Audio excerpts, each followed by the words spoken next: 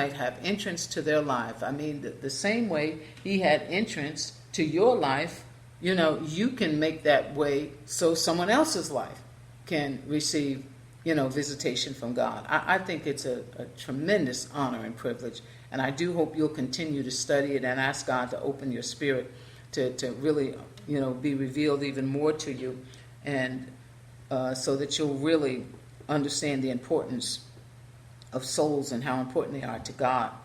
Number 6, the last one, is the cornerstone and living stones. Again, that's 1 Peter 2, verses 4 and 5, where he's literally talking about, again, this wonderful symbolic realm, just to give you an example, because stones are very strong, they're solid. So again, it's symbolic, it's an example of what the church looks like and should be like. Let me just read verses 4 of that if I can.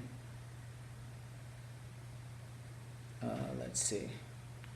Yeah, that's 1 Peter 2, verses 4 and 5. It says, Come to him, the risen Lord, as to a living stone, which men rejected and threw away. The stone the builders rejected. All of this is symbolic of the church.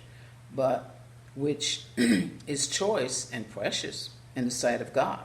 Okay, you believers, like living stones, are being built up into a spiritual house for a holy, see that? A spiritual house, not a natural building or a natural house, but a spiritual house for a holy and dedicated priesthood to offer spiritual sacrifices that are acceptable and pleasing to God through Jesus Christ.